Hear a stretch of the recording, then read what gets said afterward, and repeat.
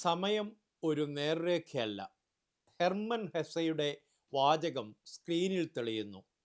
അതിൻ്റെ പിന്നാലെ പ്രപഞ്ചത്തിൻ്റെ രഹസ്യങ്ങൾ തിരയുന്ന ഒരു സയൻസ് സംഘം സ്ക്രീനിൽ.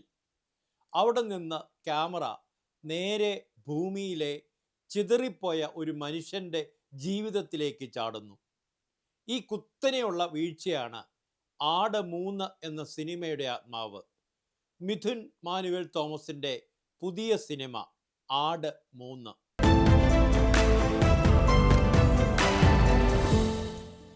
നമ്മളെ ഒരു കളിയിലേക്ക് ഈ സിനിമ ക്ഷണിക്കുന്നു. നമ്മൾ കാണുന്നത് ഒരു കഥയല്ല, സമയം എന്ന ആശയത്തെ തന്നെ ചോദ്യം ചെയ്യുന്ന ഒരു പരീക്ഷണം. സിനിമയുടെ ആദ്യ ഭാഗത്ത് സയൻസ് ഗവേഷകരുടെ ലോകം, സ്റ്റാർഡസ്റ്റും മൾട്ടിപ്പിൾ ടൈം ലൈൻ സിദ്ധാന്തങ്ങളും ചർച്ച ചെയ്യുന്ന ഒരു ഗൗരവം, ഇവയൊക്കെ ഒരു ഹൈ കോൺസെപ്റ്റ് സയൻസ് ഫിക്ഷൻ സിനിമയുടെ ടോൺ സജ്ജമാക്കുന്നുണ്ട്. എന്നാൽ അതിൻ്റെ പിന്നാലെ ഒരൊറ്റ കട്ടുകൊണ്ട് സംവിധായകൻ മിഥുൻ മാനുവൽ തോമസ് നമ്മളെ പാപ്പൻ്റെ പൊട്ടിപ്പൊളിഞ്ഞ ജീവിതത്തിലേക്ക് തള്ളിയിടുന്നു. ഈ ട്രാൻസിഷൻ വെറും എഡിറ്റിംഗ് ട്രിക്ക് മാത്രമല്ല, സിനിമയുടെ ദാർശനിക നിലപാടാണ്. ബ്രഹ്മാണ്ഡവും പാപ്പൻ്റെ കടങ്ങളും രണ്ടും ഒരേ കഥയുടെ ഭാഗങ്ങളാണെന്ന് സംവിധായകൻ ഉറച്ചു പറയുന്നു. ഈ ചിത്രത്തിൻ്റെ കഥയും തിരക്കഥയും സംവിധായകൻ മിഥുൻ മാനുവൽ തോമസിൻ്റേത് തന്നെയാണ്. അഖിൽ ജോർജാണ് ഛായാഗ്രഹണം, ലിജോ പോളാണ് ചിത്ര സംയോജനം. ജയസൂര്യയെയും വിനായകനെയും കൂടാതെ സൈജു കുറുപ്പ്, ഇന്ദ്രൻസ്, ധർമ്മജൻ ബോൾഗാട്ടി, വിജയ് ബാബു, സണ്ണി വെയിൻ, രഞ്ജി പണിക്കർ, ഭഗത് മാനുവൽ, ഹരികൃഷ്ണൻ, അജു വർഗീസ്, സുധി കോപ്പ, സേതുലക്ഷ്മി, ബിജുക്കുട്ടൻ, ബൈജു സന്തോഷ്, ഫുക്രു എന്നിവരാണ് ഈ ചിത്രത്തിലെ അഭിനേതാക്കൾ. വിദേശ താരമായ അല്ലിയെ ബോൺ ഈ ചിത്രത്തിലെ ശ്രദ്ധേയമായൊരു കഥാപാത്രമാണ്. തൻ്റെ മികച്ച സ്ക്രീൻ പ്രസൻസും ആക്ഷൻ രംഗങ്ങളിലെ മികവും കൊണ്ട് ചിത്രം കണ്ടിറങ്ങുന്നവരുടെ മനസ്സിൽ ഇടം പിടിക്കാൻ അല്ലിയെ ബോണിന് സാധിക്കുന്നുണ്ട്.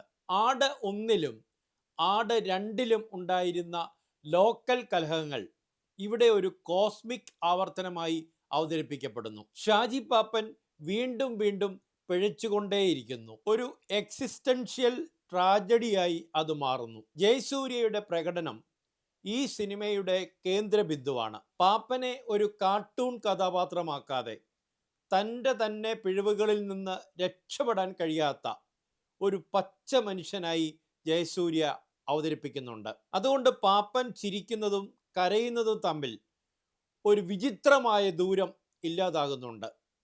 സിനിമയുടെ ഘടന പ്രത്യേകമായി പറയേണ്ടതാണ്. 3 കാലങ്ങളിലൂടെയുള്ള ഒരു കഥ പറച്ചിൽ. പരമ്പരാഗത ഫ്ലാഷ് ബാക്ക്, ഫ്ലാഷ് ഫോർവേഡ് ശൈലിയല്ല, പകരം ഒരു ലൂപ്പ് ഘടനയാണുള്ളത്. സംഭവങ്ങൾ നേരെ മുന്നോട്ട് നീങ്ങുന്നില്ല, മറിച്ച് പരസ്പരം പ്രതിഫലിപ്പിക്കുന്നു. ഒരു കാലഘട്ടത്തിൽ ഉണ്ടാകുന്ന ചെറിയ തീരുമാനങ്ങൾ മറ്റൊരു കാലഘട്ടത്തിൽ വലിയ ദുരന്തമായി മാറുന്നത് സിനിമ വളരെ സൂക്ഷ്മമായി കാണിക്കുന്നുണ്ട്. ഈ ഘടന പാപ്പൻ്റെ ജീവിതം ഒരു റാൻഡം കോമഡിയല്ല, മറിച്ച് ഒരു കൃത്യമായ കോസ്മിക് ഡിസൈൻ ആണെന്ന ആശയം ശക്തമാക്കുന്നുണ്ട്. വിനായകൻ്റെ ഡ്യൂവൽ പ്രകടനം സിനിമയുടെ ആശയപരമായ അടിത്തറ ശക്തമാക്കുന്നുണ്ട്. വിനായകൻ അവതരിപ്പിക്കുന്ന 2 കഥാപാത്രങ്ങളും വെറും ഡ്യൂവൽ റോളുകൾ മാത്രമല്ല, അവർ 2 വ്യത്യസ്ത സമയരേഖകളുടെ പ്രതിനിധികളായി പ്രവർത്തിക്കുന്നു. ഒരാൾ പാപ്പൻ്റെ ഭൂതകാലത്തിൻ്റെ നിഴലായി തോന്നുമ്പോൾ മറ്റേയാൾ പാപ്പൻ്റെ ഭാവിയുടെ ഭീഷണിയായി മാറുന്നു. ഈ 2 ശക്തികൾക്കിടയിൽ കുടുങ്ങിയിരിക്കുന്നതാണ് പാപ്പൻ്റെ വർത്തമാനം. സിനിമയുടെ ടെക്സ്റ്റിൽ ഒളിഞ്ഞിരിക്കുന്ന ഒരു വലിയ ആശയം പുനരാവർത്തനമാണ്. കഥാപാത്രങ്ങൾ, കലഹങ്ങൾ, ദ്രോഹങ്ങൾ എല്ലാം പല കാലഘട്ടങ്ങളിലായി ലോകത്തിൽ ആവർത്തിക്കപ്പെടുന്നു. ഇത് വെറും കഥാപരമായ ഗിമ്മിക്ക് മാത്രമല്ല, മനുഷ്യചരിത്രത്തിൻ്റെ തന്നെ ഒരു ഉപമയായിട്ടാണ് സിനിമ ചിത്രീകരിക്കുന്നത്. യുദ്ധം എന്ന തീം ഇവിടെ ഒരു രാഷ്ട്രീയ പ്രസ്താവനയായി പൂർണ്ണമായി വികസിക്കുന്നില്ലെങ്കിലും മനുഷ്യർ ഒരേ തെറ്റുകൾ വീണ്ടും വീണ്ടും ആവർത്തിക്കുന്നതിൻ്റെ ദുഃഖകരമായ ഓർമ്മപ്പെടുത്തലായി അത് നിലനിൽക്കുന്നുണ്ട്.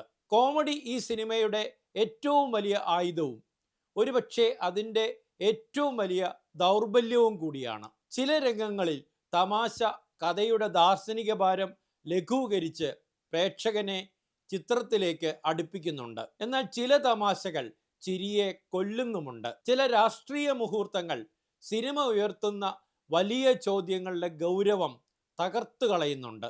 ഭൂതകാലം, വർത്തമാനം, ഭാവി, ഈ മൂന്ന് കാലങ്ങളെയും വ്യത്യസ്ത കളർ ടോണുകളും പ്രൊഡക്ഷൻ ഡിസൈനുകളും കൊണ്ട് വേർതിരിച്ചിട്ടുണ്ടെങ്കിലും അവയെല്ലാം ഒടുവിൽ ഒരേ ഫ്രെയിമിൽ ലയിക്കുന്ന മനോഹര നിമിഷങ്ങൾ സിനിമയുടെ ഏറ്റവും ശക്തമായ ദൃശ്യാനുഭവങ്ങളായി മാറുന്നുണ്ട്.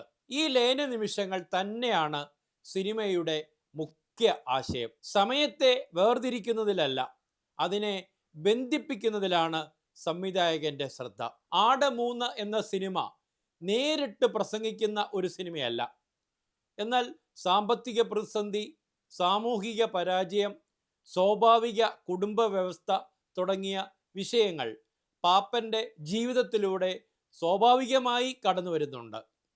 ഒരു സാധാരണ മനുഷ്യൻ്റെ പരാജയങ്ങളെ ഒരു കോസ്മിക് ലെൻസിലൂടെ കാണാൻ ശ്രമിക്കുകയാണ് സംവിധായകൻ. സിനിമ സമൂഹത്തെക്കുറിച്ചുള്ള ഒരു സൂക്ഷ്മമായ പരിഹാസമായി അപ്പോൾ മാറുകയാണ്. എന്നിരുന്നാലും സിനിമയുടെ രാഷ്ട്രീയം കൂടുതൽ ശക്തമാക്കാമായിരുന്നു.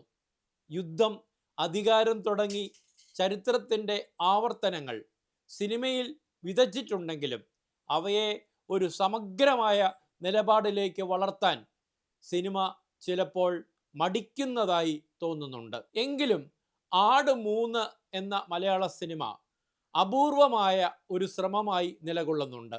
അബ്സേർഡ് കോമഡിയും സയൻസ് ഫിക്ഷൻ ഫിലോസഫിയും ഒരുമിച്ച് കൈകാര്യം ചെയ്യാനുള്ള ധൈര്യം പ്രേക്ഷകരെ ചിരിപ്പിക്കുമ്പോഴും ചിന്തിപ്പിക്കാനുള്ള ആഗ്രഹം ജനിപ്പിക്കുന്നുണ്ട്.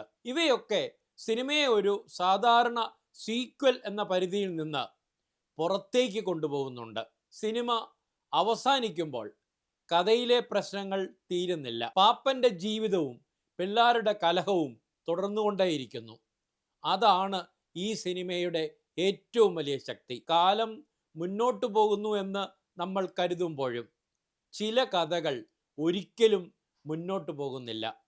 അവ വീണ്ടും വീണ്ടും സംഭവിച്ചു കൊണ്ടേയിരിക്കുന്നു.